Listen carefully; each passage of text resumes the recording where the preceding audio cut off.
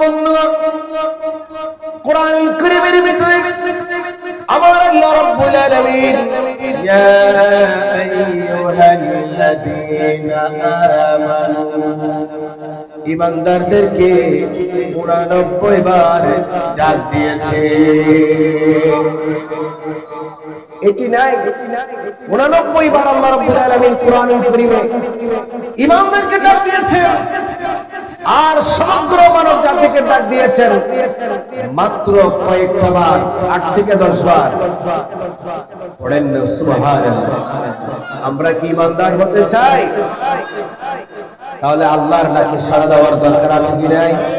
আমার আল্লাহ রাব্বুল আলামিন কত মায়ার সুরে ডাক দিয়েছেন, মায়াবী কণ্ঠে ডাক দিয়েছেন, ইয়া আইয়ুহাল্লাযীনা আমানু, হে ঈমানদারগণ, আল্লাহ আমাদেরকে ডাক দিয়েছেন, আমাদেরও আল্লাহর ডাকে সাড়া দেওয়ার দরকার আছে না নাই?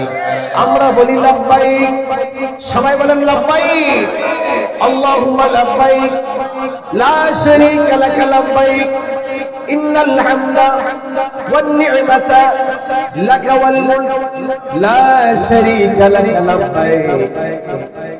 আল্লাহু আকবার বলেন। ও বন্ধুরা, সেদিকে যাব না, লাব্বাইক থেকে এসেছে, ওইদিকে আমি যাব না। আমার বন্ধুগণ আমাকে একটা বিষয় ইঙ্গিত করেছে, সেই বিষয়ের আলোকে কথা বলবো ইনশাআল্লাহ। আমার আল্লাহ রাব্বুল আলামিন ঈমানদারকে ডাক দিয়ে বলছেন, হে ঈমানদারেরা, ঈমান আনো, ঈমানটাকে কাঠি করো, ঈমানটাকে পরিপূর্ণ করো, ঈমানকে মজবুত করো, ওয়ারকাউ, রুকু করো, কি করো? রুকু করো, ওয়াসজুদু, সিজদা করো, ওয়া'বুদু, আল্লাহর ইবাদত করো। একটু চিৎকার দিয়ে বলুন আল্লাহু আকবার। কার ইবাদত করো? আল্লাহর ইবাদত করো। ওয়াফআলুল খায়রা, আর ভালো কাজ করো, লাআল্লাকুম তুফলিহুন। যদি এইভাবে করে জীবনটাকে গঠন করো, তাহলে তোমরা অবশ্যই সফল হবে। You will be succeed in life, in worldly life and in after the worldly life, দুনিয়া এবং আখিরাতে তোমরা অবশ্যই সফল হবে। পড়েন সুবহানাল্লাহ। এই আয়াতের মধ্যে আল্লাহ রাব্বুল আলামিন আমাদেরকে কয়েকটা কর্মসূচি দিয়েছেন। প্রথমে বলেছেন ঈমানকে কাঠি করো, ঈমানকে মজবুত করো। আমরা তো ঈমানদার হয়েছি, ঈমানদার হয়েই, মুসলমান হয়েই তো জন্মগ্রহণ করেছি। কথা বলেন ঠিক কিনা? সাউন্ড গুলো একটু বাড়াতে পারলে একটু বাড়ান, সাউন্ড বাড়ান। এরপর আমার আল্লাহ বলছেন রুকু করো। কি করো? রুকু করো। ওয়াসজুদু, সিজদা করো। ওয়া'বুদু, আল্লাহর ইবাদত করো, তোমার রবের ইবাদত করো। প্রথমে বললেন রুকু করো, সিজদা করো। নামাজের মধ্যে দুটি গুরুত্বপূর্ণ বিষয় হলো, একটা রুকু আর একটা সিজদা। রুকু ছাড়া, সিজদা ছাড়া ফরজ নামাজ হয়। রুকু এবং সিজদা ছাড়া একটা নামাজ আছে, সেই নামাজের নাম কি? বলেন না? জানাজা, সালাতুল জানাজা। এটা পড়লেও সওয়াব, না পড়লেও গুনাহ। সমাজের মধ্যে, সমাজের সবার পক্ষ থেকে কয়েক ব্যক্তি পড়লে হক আদায় হবে, কিন্তু ফরজ ইবাদত যার উপর ফরজ হয়েছে তাকে আদায় করতে হবে। রুকু এবং সিজদা করতে হবে। রুকু এবং সিজদার কথা উল্লেখ করে আমার আল্লাহ ফরজ নামাজের কথা ইঙ্গিত করেছে। এরপর আমার আল্লাহ বলছেন ওয়া'বুদু রাব্বাকুম, রুকু করো, সিজদা করো। কেবলমাত্র নামাজের মধ্যে তোমার ইবাদত শেষ নয়, নামাজ পড়ার বাইরেও তোমার অনেক ইবাদত আছে। ও বন্ধুরে, ইবাদত হলো দুই প্রকার। কয় প্রকার? একটা হলো গ্রহণ করা, আরেকটা হলো বর্জন করা। আল্লাহর বিধান, আল্লাহর আইন, আল্লাহর নির্দেশ গ্রহণ করা এটা ইবাদত। আর আল্লাহ যে সব বিষয় নিষেধ করেছে ওইগুলো জীবন থেকে ডিলিট করে দেওয়া এটা ইবাদত। জোরে বলেন সুবহানাল্লাহ। আমার আল্লাহ বললেন আকিমুস সালাত, নামাজ কায়েম করো। নির্দেশ দিলেন এটা এটা গ্রহণ করা এটার নাম ইবাদত। আমার আল্লাহ বলেন ইন্নামাল খামরু ওয়াল মাইসিরু ওয়াল আনসাবু ওয়াল আযলামু রিজসুম মিন আমালিশ শাইতান।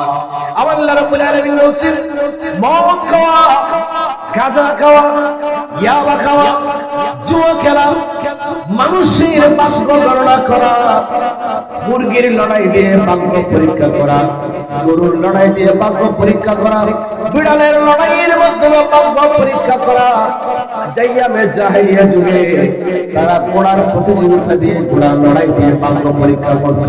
আমার আল্লাহ কোরআন কারীমে বলছে এই সমস্ত কাজ ইমানদারের কাজ নয়, এগুলো হচ্ছে রিজসুম মিন আমালিশ শাইতান। কোরআন কারীমের মাধ্যমে আমার আল্লাহ বলে দিয়েছেন এগুলো হলো শয়তানের কাজ। আমরা কি শয়তানের দলে যেতে চাই না ইমানদারের দলে থাকতে চাই? ইমানদারের দলে যদি থাকতে চাই রুকু করতে হবে, সিজদা করতে হবে।